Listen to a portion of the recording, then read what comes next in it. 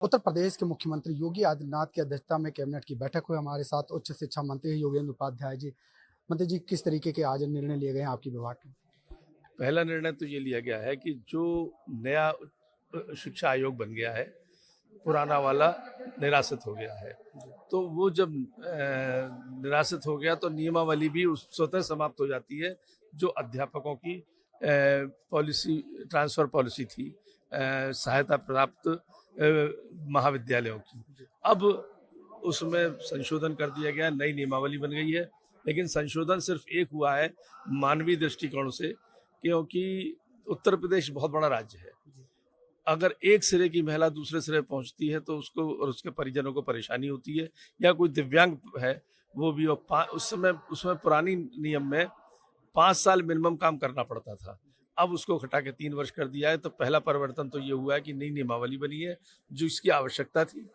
और दूसरा ये कि उसमें जो लाभ मिला है जनता को, वो 5 वर्ष की जगह 3 वर्ष मैक्सिमम वो काम करेगा।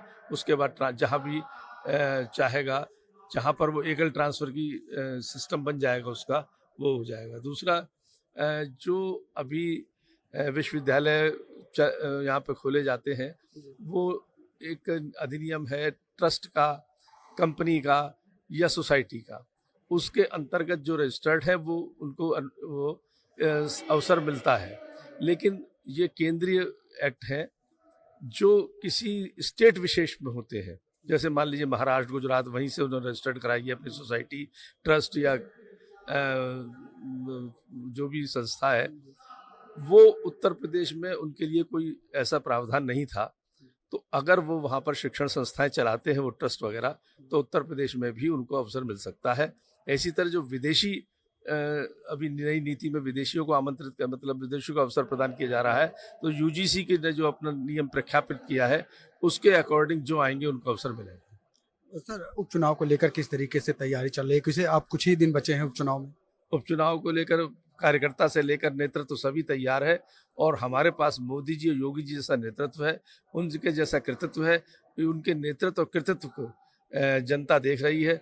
तीसरा, जो पिछले चुनाव में उन्होंने एक राजनीतिक ठगी की थी हमारे विपक्षियों ने, कि आरक्षण समाप्त हो जाएगा, मोदी जी तीसरी बार आ जाएंगे तो संविधान बदल दिया जाएगा। लेकिन उनको समझ में आ गया कि ऐसा कुछ नहीं हुआ, तो वो राजनीतिक ठगों को समझ चुकी है। अब उनकी काट की इंडिया बार बार नहीं चढ़ेगी। बिल्कुल, ये थे मंत्री योगेंद्र उपाध्याय, जिन्होंने नेटवर्टन से बात की और तमाम सवालों का जवाब दिया। उन्होंने कहा कि हमारे विभाग में 3 प्रस्ताव उच्च शिक्षा के पास किए गए हैं। वीडियो दिलीप साहब में लालचंद, नेटवर्टन, लखनऊ।